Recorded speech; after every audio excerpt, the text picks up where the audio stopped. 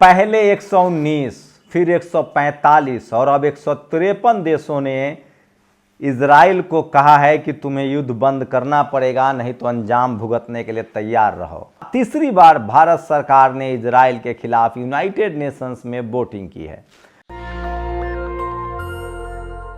नमस्कार, मैं शंभू कुमार सिंह और आप देख रहे हैं नेशनल दस्तक। मैं पहले दिन से बता रहा हूं कि इजराइल पूरी दुनिया से कट गया है, अलग थलग पड़ गया है। यूनाइटेड नेशन में लगातार सीज फायर को लेकर तीसरी बार वोटिंग हुई और इस बार विरोधी देशों की संख्या जो सीज फायर के खिलाफ पक्ष में है उनकी संख्या 145 से 153 हो गई है। जब ये युद्ध शुरू हुआ था तो 119 देश जो हैं वो युद्ध के खिलाफ थे।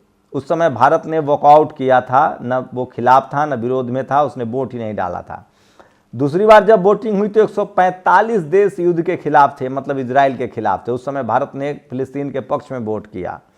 और अब जब तीसरी बार वोटिंग हुई है तो 153 देश जो हैं वो युद्ध के खिलाफ है, मतलब इजराइल के खिलाफ हैं। भारत ने फिर फिलिस्तीन के पक्ष में वोटिंग किया है और इसी दौरान सीरिया को लेकर भी जब भारत की वोटिंग हुई थी तो भारत इजराइल के खिलाफ गया था। तो सोचिए, मैं आपको पहले दिन से बता रहा हूं कि पूरी दुनिया ने इजराइल का साथ छोड़ दिया और पहले 119, फिर 145 और अब 153 देश जो हैं वो पूरी तरह से इजराइल के खिलाफ हो गए हैं। तो आप कल्पना कर सकते हैं कि इस दुनिया में आतंक का असली नाम इजराइल बच गया है। वहीं सोचिए किस तरह से हिजबुल्लाह, हमास और हीथू के लड़ाके जो हैं उन्होंने इजरायलियों के छक्के छुड़ा रखे हैं। उनके सैनिक कभी 50, कभी 10, कभी 11। आज फिर जब मैं आपसे बात कर रहा हूं तो आज भी 1 दर्जन से ज़्यादा इजरायली सैनिक मारे गए हैं। तो समझ लीजिए कि जो बिना आर्मी, बिना जहाज, बिना मिसाइल, बिना सेना, बिना हथियार के हमास की इच्छा शक्ति कितनी ताकतवर है, मजबूत है और फिलिस्तीनी किस तरह से डट कर लड़ रहे हैं। लेकिन अब उनको लगातार हथियार मिल रहे हैं रूस से, चीन से, नॉर्थ कोरिया से।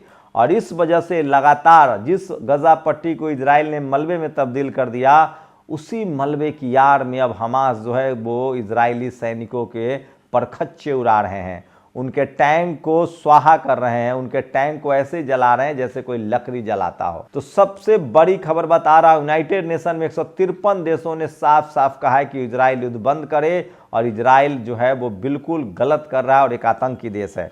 आज के कुछ अपडेट बता रहा हूं। सोचिए, हमास और रेसिस्टेंस ने 15 इजरायली सैनिकों पर घात लगाकर हमला किया जिससे कई मौतें और चोटें आई हैं। इसके बाद अपनी घरेलू आर्टिलरी से भारी गोला मोटार गोले दागे हैं। ये भी आज की सबसे बड़ी घटना है। तो सोचिए किस तरह से 15 के 15 लोगों पर। और अल कासिम ब्रिगेड ने खान यूनिस शहर के पूर्वी और उत्तरी अक्षों में एल एसिन 105 गोले और सुहात विस्फोटक से 7 इजरायली टैंकों और 2 सैन्य वाहनों को निशाना बनाया है। ये आज की बड़ी घटना है, इसके डिटेल कुछ देर में आ जाएंगे। 7 विस्फोटकों से इजरायली टैंकों को निशाना बनाया गया है, जो सबसे बड़ी खबर है, मैं आपको बता रहा हूं। और सोचिए, नॉर्थ गजा ब्रिगेड ने जवालिया धुरी में आईडीएफ सैनिकों में हिंसक झड़प के दौरान टैंडम लॉन्चर से टैंक को निशाना बनाया और उस पर सीधा प्रहार किया जिससे उसमें विस्फोट हो गया है। तो एक एक खबर बता रहा हूं आपको। सोचिए, फिलिस्तीन रेसिस्टेंस हमास ने कैसे सुजैया में आईडीएफ पैदल सेना के साथ संघर्ष किया। अग्रिम पंक्ति इजरायली सैनिक मारे गए और घायल हुए हैं, संख्या नहीं पता चला है फिलिस्तीन रेसिस्टेंस की तरफ से। और सोचिए, फिलिस्तीन रेसिस्टेंस ने खान यूनिस शहर में स्टेशन क्षेत्र में और मिल्स जंक्शन के आसपास मिसाइलों और मोटारों के गोले से आईडीएफ सैनिकों के जमावड़े पर खूब जमकर बमबारी की है। ये भी सोशल मीडिया पर खबर है। और उत्तरी गजा के अग्रिम मोर्चों पर जवलिया शिविर और तवाम क्षेत्र में टैंडम गोले और कमांडर एक्शन उपकरणों के साथ 3 आईडीएफ सैन्य वाहनों और 1 अन ट्रूप कैरियर्स को निशाना बनाया गया है। ये वो खबरें हैं जो सबसे बड़ी डिटेल बता रहा हूं, जो आज जो नुकसान हुआ। हमास ने खान यूनिस शहर के पूर्वी और उत्तर में एल एसिन 105 गोले और सवाज बम गुरिल्ला ऑपरेशन के साथ 7 आईडीएफ टैंक और 2 सैन्य वाहनों को निशाना बनाया। तो 10-10 टैंक उड़ाए जा रहे हैं। फिलिस्तीन रेसिस्टेंस ने हमास के एआई जैतून में आईडीएफ सैनिकों के साथ भीषण संघर्ष किया और 2 अन्य सैन्य वाहनों को टैंडेम गोले से निशाना बनाया है, जो सोशल मीडिया पर सबसे ज़्यादा वायरल है। वहीं खान यूनिस के पूर्व अल तकदाम अक्ष अल जलाल मस्जिद के आसपास फिलिस्तीन रेसिस्टेंस ने 60 कैलिबर मोटार गोले से आईडीएफ सैन्य दल के एक टुकड़ी को निशाना बनाया। तो ये सारे जो हथियार हैं वो उसके पास पहुंच रहे हैं और वो सीधे सीधे हमला कर रहे हैं। कल यानी 12/12/2023 को हिजबुल्लाह ने ईस्टर्न और वेस्टर्न सेक्टर मिलाकर 8 इजरायली ठिकानों पर बमबारी की। आईडीएफ कभी स्वीकार नहीं करेगा, पर सिर्फ कल लेबनान बॉर्डर पर 6 इजरायली सैनिक मारे गए हैं। तो सोचिए इजराइल किस तरह से कहर बनकर ढा रहा है, हूथी किस तरह से कहर बनकर टूट रहा है। और गजा, खान यूनिस, मान इलाके में हमास ने सुबह आईडीएफ के एक मरकेबा टैंक को अल यासीन 105 सेल से निशाना बनाया।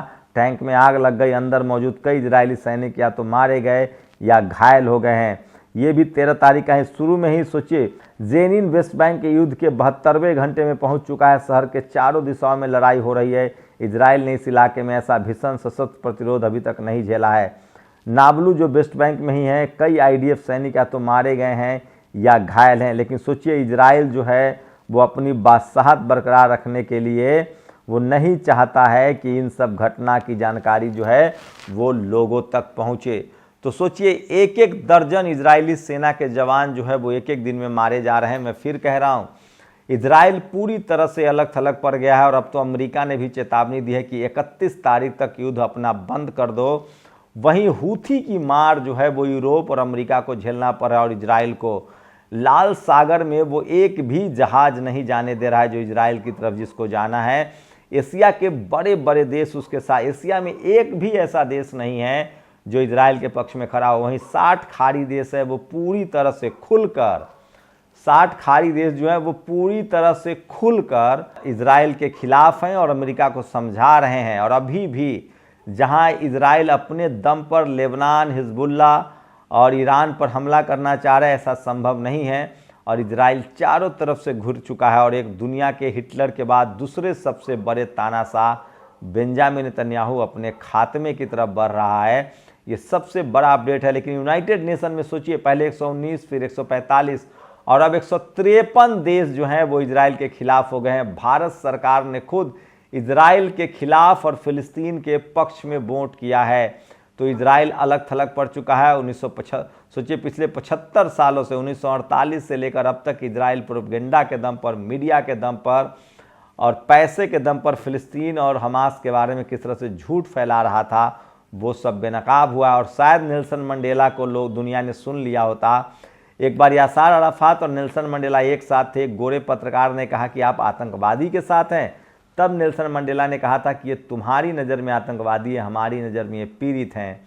तो हो सकता है कि रसूखदार लोग, पैसे वाले लोग किसी भी निर्दोष लोगों को, गरीब लोगों को, लाचार लोगों को आतंकी कह देते हैं।